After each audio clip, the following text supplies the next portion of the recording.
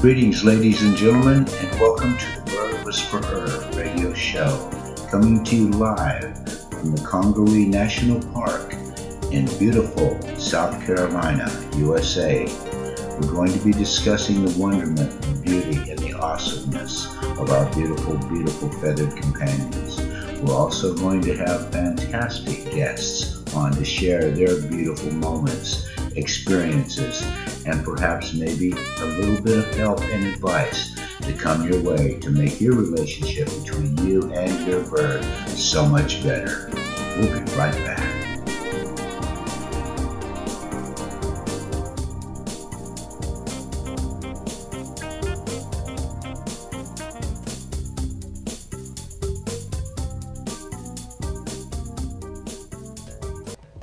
IQ Air, the #1 rated air purifier worldwide. Someone asked me once, how much do you really love your parrots? I replied, more than life itself. Then I was asked, do you have a clue as to how much more sensitive the lungs of a bird are than a human being? To be honest with you, I had not considered this. I researched some of the leading brands, such as Austin Air, Rabbit Air, which by the way we have used in the past. Then I discovered the IQ Air Health Pro Plus. I kid you not, within 1 hour the quality of the air inside my sanctuary was totally awesome. Please allow me to simplify this for you. The filtering process of IQ Air Health Pro Series Plus blocks and holds the super tiny particles, the ones that you cannot see with the naked eye. These are the bad boys that pass right through the filters of so many other purifiers. These particles are the ones that are deadly to you and your companion bird's respiratory system. With all due respect, you may think the current purifier systems you are using are working adequately for you and your companion birds. Please, stop fooling yourself. Walmart, Home Depot, Lowe's, etc., including all brands coming out of China, are simply a waste of money. Bottom line is this, my companion birds are worth it. My family is worth it. Did I happen to mention that IQ Health Pro Plus systems are the #1 choice by doctors who recommend them to their asthma patients as well? iCare truly stands behind their Health Pro Plus series purifiers. 100% guaranteed against any and all defects for 10 years. If they fail due to defects, IQ Air will fix or replace it for free. This includes everything. All you need to do is register your IQ Health Pro Plus series purifier within 30 days of purchase to be eligible for their 10-year limited warranty. Please call 1-866-488-1918. That's 1-866-488-1918 to talk to an indoor quality expert. IQ Air 10-year limited warranties only apply to IQ Air products purchased in North America, directly from IQ North America Incorporated, or from an IQ Air authorized dealer. Use the code IQ53182, that's IQ53182, to get an awesome 10% discount on your purchase. One more thing, just so you know, we are not receiving one single dime regarding any sales from IQ Air. We negotiated this code for you. This is also for all dog, cat, and pocket pet people as well. Thank you.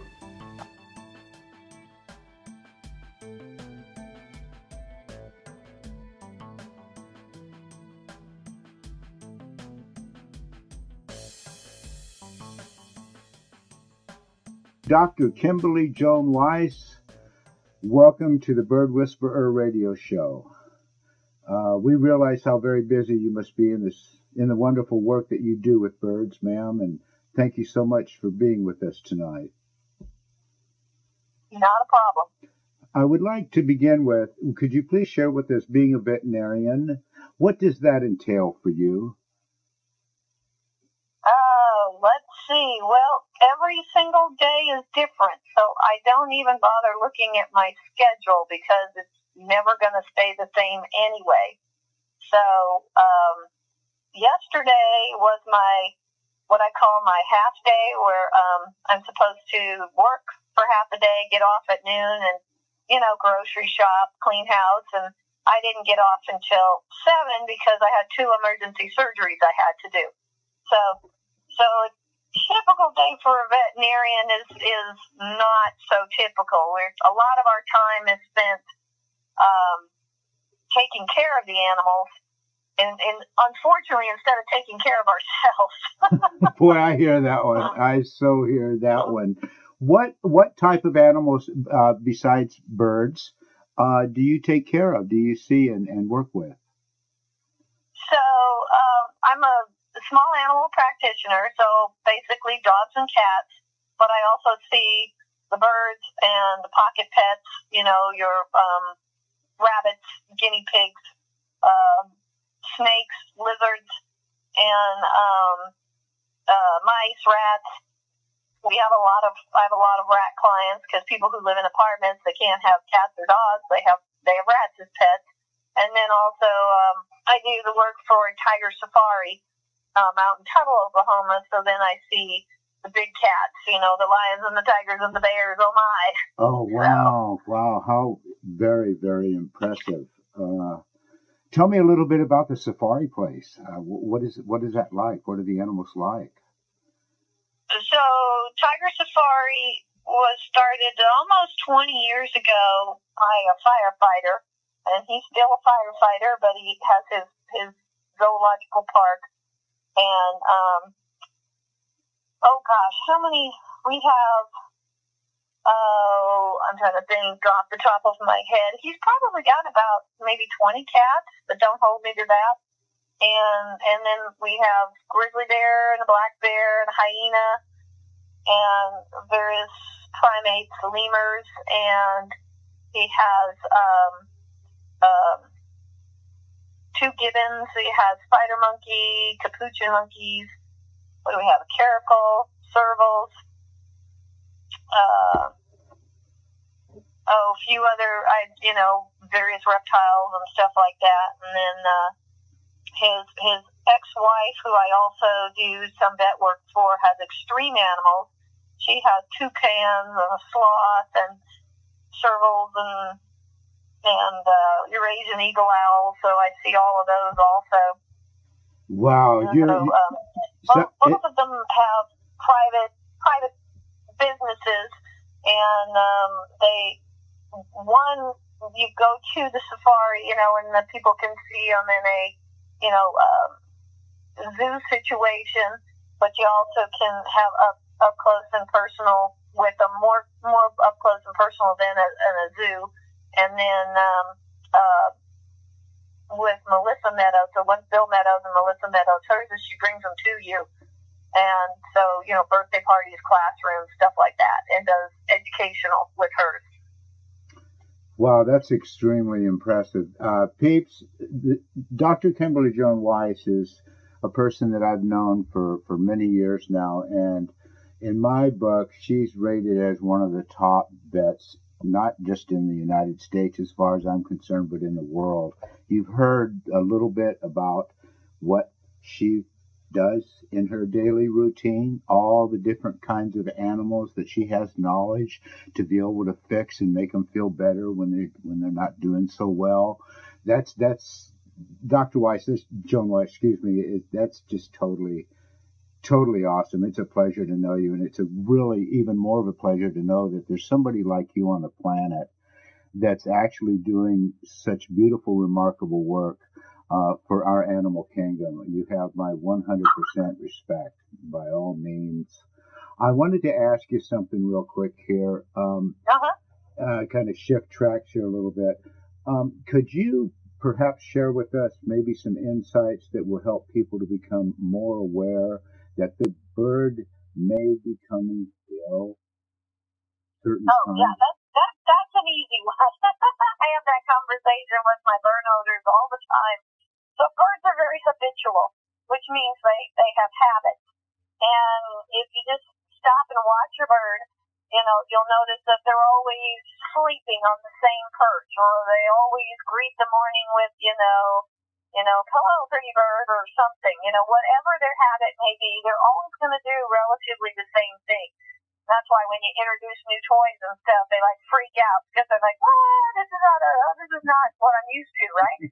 So when they start not doing their habit, so basically, if you notice that they didn't greet the morning with their call or their tweets or something like that, you're like, why didn't they do that? Or if they're sleeping in a different part of the cage, like, why didn't they do that?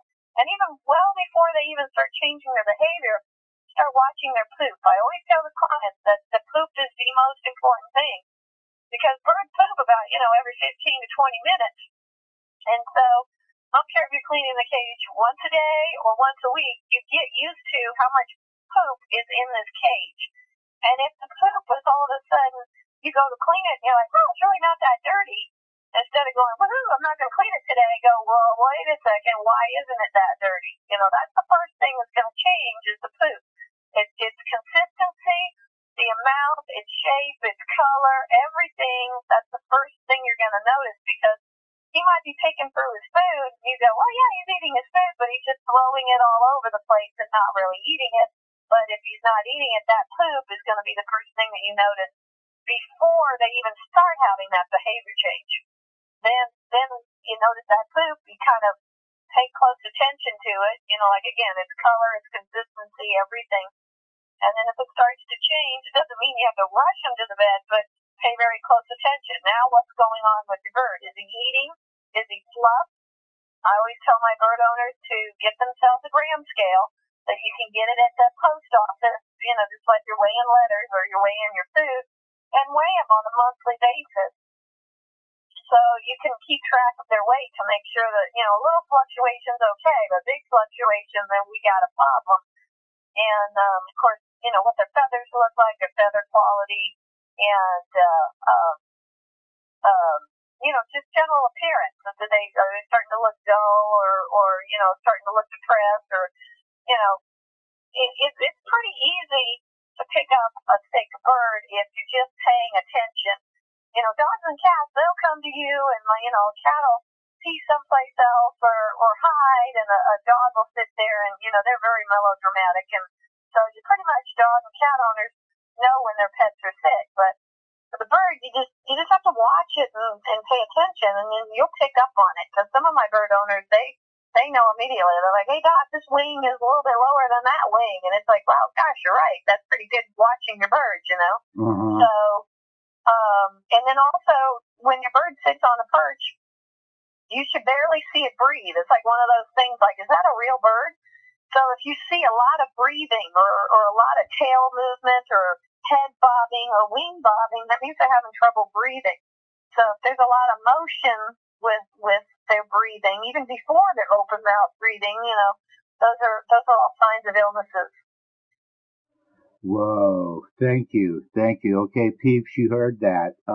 It's also my understanding over the years, and I may be wrong, heck, I realize every day what I don't know, but usually when people see that their bird is becoming ill, or it's all of a sudden it's down on the bottom of the cage and lethargic, a time frame is extremely important, because my understanding is that in the wild, most birds will try to take and hold off from showing that they're ill as long as they possibly can, in order to take and keep predators from attacking them. Is that true? That is true, and that's going to go for any wild animal. It doesn't matter, because the first sign of illness, and then you're somebody else's lunch. Okay. So that's where astute observation of your bird comes in. And that's where the watching the poop all the time, because all of that's going to change before they're sitting on the bottom of the cage. So there's a misconception in the vet world. A lot of veterinarians don't like to work with birds because they're like, oh, they're spooky, scary. They always come in and then die on you. Well, that's because by the time the owner says, hey, they're sitting at the bottom of the cage, they've been sick for a month. So you get them at the very end of the disease process, and you don't have time to do anything. So I try to teach my owners, let's get it before they're sitting at the bottom of the cage. Let's get it at the very beginning, and then we should be able to solve your problem relatively easy. Now, that doesn't always happen. I had a poor turkey come in, and the owner was a very astute owner, and this is a young turkey, and all the blood work and x-rays were great, but the turkey was obviously ill and getting iller, and no matter what we did, we couldn't help it. And I even called and consulted with specialists, and we put him on expensive medicine, and he still ended up dying. And we did a necropsy, and it turned out this 8-month-old turkey had cancer and an aggressive lymphoma. Oh, no. So who would have thought that, you know? So, yeah. Oh, that's... So sometimes you can't save them, but a lot of times you can with just astute observation. Okay, let me ask you a really off-the-wall question now, since you mentioned cancer. Can diet perhaps be responsible for birds getting any types of cancer by what we feed them? In other words, people that will feed their bird what they eat at the table, you know, things like that. Which so it depends on what they're eating at the table. I mean, if they're eating processed food, if they're eating fast food, you know, if they're eating ramen noodles, you know, stuff like that, God, then, you know, that's going to cause cancer in anybody. But, you know, if the owner eats healthy, then there's nothing wrong with feeding the bird healthy food. You try to mimic what they're going to eat in the wild. So, if you can do that, you know, and do your mangoes and your nuts and you know, other various foods, mimic what they would eat in the wild. Real food is obviously the best. Now, just like with dog food and cat food, the pellets that we feed is processed food. Well, for the birds, it's still processed food. So pellets, processed food has become a convenience for us. But if we can add to that processed food and get the fresh fruits and vegetables and try to mimic what they would eat in the wild, and also the nuts that they would get in the wild, and augment the processed food, then your birds are going to have a healthier nutritional lifestyle. But if you are going to feed them junk food, you know, junk in, junk out, right? Then you could potentially cause cancer. And just like people who smoke around their birds are 10 times more likely to get lung cancer. So, awesome. You do have to be real careful. That's fantastic information. Peeps, you heard that, okay? Now, I know a lot of you love your birds like there's no tomorrow. And I also know a lot of you that are my friends on Facebook. They go, oh, yeah, I gave my bird, you know, half a bag of McDonald's French fries and some Domino's pizza and things like that. You guys, I'm really, really glad to have Dr. Kimberly Jonesweiss on the show tonight, because she's validating basically what I've been trying to share over the years with you guys, and that is feed your birds what they will eat in the wild. Fruits, veggies, nuts, pellets, a good pellet, you know, and a well-rounded diet. And also, I'd like to interject real quick, too. In reference to keeping your bird healthy, I've always believed that their environment has a lot to do with that. And what I mean from that is that if you're in a stress-free environment yourself, you as a person are going to feel a heck of a lot better, right? Well, also, your birds are the same, all right? They want peace. They like harmony. They like to just chill, you know. And so if you got the TV cranked up real loud all the time, or the music turned way up, you know, and running and jumping up and down like an epileptic jackrabbit on a kitchen floor, guess what it's doing to your bird? It's stressing them out. And stress is one of the major factors that I've found that can actually diminish the lifespan of your bird, just like a human being. If we can stay away from the stress monster, if you will, and keep the stress monster away from our birds, they're going to live a long time. Some of them live 80 to 100 years. Unfortunately, those particular types of birds maybe live 20 to 30 years because of what we do to them, not knowing that we're not really benefiting their well-being, and we think that we are, and we love them with all of our hearts. So once again, I'm so thrilled to have you on the show, Doctor. Thank you for that valuable, awesome information. Yeah, and sleep too. They definitely need their sleep. So what I do is tell my owners to mimic what's happening outdoors. So in the wintertime, you actually get a little less time with them because it's darker, so they need to go to bed when it's dark outside and wake up when it's light outside. And when I say sleep, I don't mean in the living room where everyone's busy in a covered cage. I mean, they get their own room and they get peace and quiet to sleep, because that goes along with your stress factor. If they're up, because most people keep their birds in the living room, but they're watching TV till midnight, then those birds are up, right? They're stressed, and then they get 5 hours of sleep because then the family's up again at 5 in the morning, right? So sleep goes a long way to keeping a healthy bird also. Absolutely. Okay. When you mentioned that about people being up, till midnight watching TV and things like that, here's something that just came to mind, peeps. Okay, if you're going to cover your bird, I mean, some people believe in doing it, some people don't. I'm not even going to go down that road with you tonight on this. But say, hypothetically, you do cover your bird. Get a set of wireless headphones, man. Okay? You hear it, the bird doesn't hear it. You watch TV until 4 o'clock in the morning. You're not disturbing anybody. Just a thought that came to me. Dr. Kimberly Jonesweiss, I want to ask you, what prompted you to have an interest in birds to begin with? That's a funny story. Uh-oh. So, as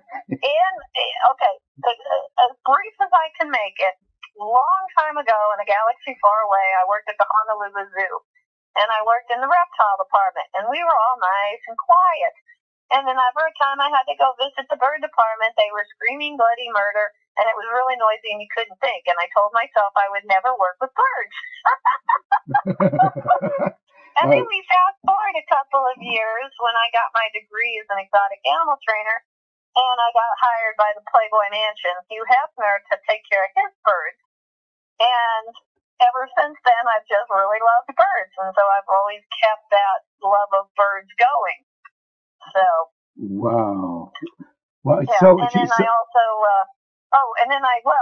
I started working after HEF. I became a veterinary technician for the International Bird Research and Rescue. And they're based out of Berkeley, California. Well, when we started, we were just about 10 of us. Now they've got a building and everything, and they've got like state funding. But it was just 10 of us when we started, and we travel up and down the coast and did oil spills. And so I got to work with all the pelicans and grebes and cormorants and puffins and all the oil wildlife that we rescued all up and down the West Coast. And so that strengthened my love of birds, just getting to work with all of those guys too. So. Wow. There's another reason why I just adore her, you guys. She's not the typical, and I say this with all due respect to all veterinarians out there, bless your hearts for stepping up and being there, being the doctors to heal the little ones when they're in pain, when they've got a problem. But then there's the veterinarians that just seem to stand out a little brighter than all the rest. And we're talking to one of them tonight, you guys. This is really cool. Let me ask you this. How about some memorable moments of really cool things that you've shared with your birds or they've shared with you that you can recall? It's really just something you never, ever forget that you'd like to share. Oh, let's see. Gosh, there's so many. I guess my best memorable moment was my emus. So if your listening audience, I have emus, which are rat types. They're a little bit smaller than an ostrich, and they come from Australia. And I had some adult emus, and they had babies, but they always hatched the babies. Well, 2 years ago, I was in the middle of moving, and my emus were in one spot, and I was living in another spot, and the babies were hatching, but they were dying. So I said, well, I'm just going to pull all these eggs. I pulled all the eggs, and I brought them home, and I set them in a bucket, and I really didn't do anything with them. And I just left them there, and I was so busy I forgot about them. And then all of a sudden, my bucket started peeping, and they all started hatching. And I didn't do anything. And I was ecstatic. I'm like, oh my God, this is awesome. So I got to hand raise 9 baby emus, which was a hoot and a half. Wow. So that was a good memorable moment, was hand raising my babies. And I've got 3 cooking right now in my homemade box. They're there 2 years later. I'm trying to do it again. Oh, wow. They're peeping right now, and so in basically 1 to 4 days after the egg starts peeping, hopefully they hatch. And I'm sitting there on pins and needles waiting for them to hatch because they started peeping 2 days ago. So you can, when you say peeping, they're actually making sounds while they're still inside the egg? Correct. So Cool. what happens is they have a little oxygen bubble in the egg. And when they break through that little oxygen bubble, then they start peeping and making noise and repositioning.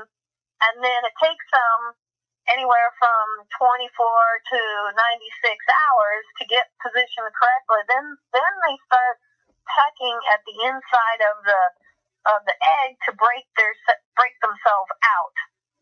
And so the eggs actually do start making noises before they hatch.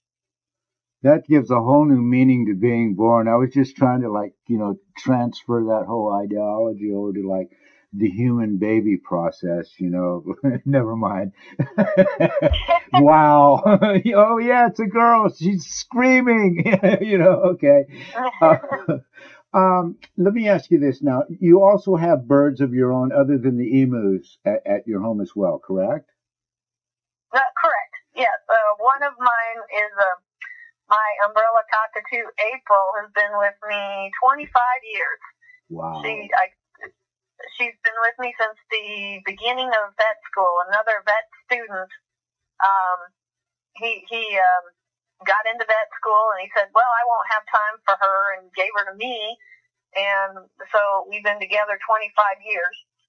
Okay. And I also raise pigeons. They're the reject pigeons. So I worked for a veterinarian that had racing pigeons. And so unfortunately, in the racing pigeon business, if the pigeon doesn't meet standards, then usually they're euthanized.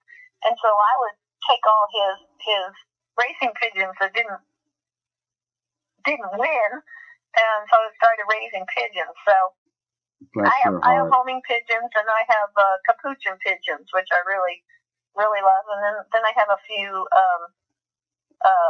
I have a let's see, 20 years ago. So he's probably, I'm thinking he's 60 now because he was 40 when they gave him to me. He's a double yellow-headed Amazon. And then I have a few other birds that, believe it or not, when my clients pass away, they will me their birds. So I have a few other birds that I've gotten when my clients have passed away. I don't blame them if you're a home run. You are. I mean, it's really nice to talk to you again. It's been a country minute, and the information that you've shared tonight is second to none. And you guys out there, please, we're going to take and archive this show so that you can hear it again and be able to listen again to what Dr. Kimberly Jonesweiss has shared with us. A lot of really valuable, important information regarding your companions. Okay? Now, one other thing I would like to ask you, and that is that any recommendations that you might have to share for people to have even a better relationship with their birds? I'm speaking emotionally as well as medically. Well, my big thing would just be, we are in such a world where everything is fast, right? You gotta microwave your food, and you gotta drive fast, and you've gotta get everywhere fast. Well, birds don't like fast. Remember, that scares birds. That gets them all upset. So the best experience to be with your bird is to just slow down and spend time with your bird. Just sit there. Long time ago, she's passed away, but I had a blue and gold macaw. Her name was Kari, and she was very shy. And I would just sit on the couch, and I'd let her come to me. I wouldn't sit there and force myself on her. Here, step up, good birdie, come on, hurry up, step up. I wouldn't do any of that. I just sat on the couch, and I let her come to me. So that's what you got to do to have a good experience, is let the bird be the one to make the choice. Let him come out of the cage, sit on the cage, and and fly to you and just sit there and just slow down and spend time with your bird and watch your bird. I have a very good friend that she built this awesome bird room, and I mean, you know, between all the toys and the you know, bridges and the nets and everything, it's hard to find the bird through all that. But she had a big lounge chair, and she'd just sit in there with her birds, and she just let them be birds, and she just enjoyed them. And when they came over to her, she loved on them, and then they'd fly away, and then they'd come back. And that was her de-stressing time to be with her birds. So the best recommendation is just slow down, spend the time, and let the bird make the moves. That's beautiful. You know, you've given me a whole bunch of ideas just in that brief statement that you made of a really awesome idea for a movie, you know, and how to talk to your birds, getting out of your head and listening to your heart again for a delicious change. Wow. Dr. Kimberly Jonesweiss, I want to thank you from the bottom of my heart, ma'am, for being with us tonight, sharing your magic, your heart. You're, like I said earlier, in my opinion, you're second to none, and I'm honored to know you. And thank you so very, very much for being with us tonight, ma'am. Not a problem, Michael. And I definitely want you back, okay? I know you're never busy. Okay. I know you don't get that busy, okay? So you got all kinds of time on your hands. Exactly. Yeah. Wipe sweat off forehead For here. me, that's where I'm headed, to go spend time with the birds when I get off this phone. I got to go water the emus and, and take care of the parrots and everything. Well, sweetheart, thank you so very, very much for taking this time with us tonight. We'll talk again soon, and good night. All right. Good night, Michael. Good night. We would like to extend a sincere thank you to Tom Rowdy Bush, the creator of Rowdy Bush Foods. Find out the reasons Rowdy Bush Food is the right choice for keeping your birds healthy and happy. When nutrition is important, Rowdy Bush Premium Foods are second to none. Rowdy Bush Incorporated manufactures specialized bird foods. This manufacturing is a result of the research by an avian nutritionist, Tom Rowdy Bush. During his 16 years of nutritional research in the Department of Avian Sciences at the University of California, Davis, Tom studied a variety of birds, including 10 years of research on the nutritional requirements of companion birds. Mr. Rowdy Bush has generated most of the published nutritional research in pet birds. As far as pellets are concerned, Rowdy Bush is what we feed our flock exclusively here at the Global Nest Exotic Bird Sanctuary. Rowdybush.com. That's ROUDYBUSH.com. You can order direct by calling them at 1-800-326-1726. Once again, 1-800-326-1726. Thank you.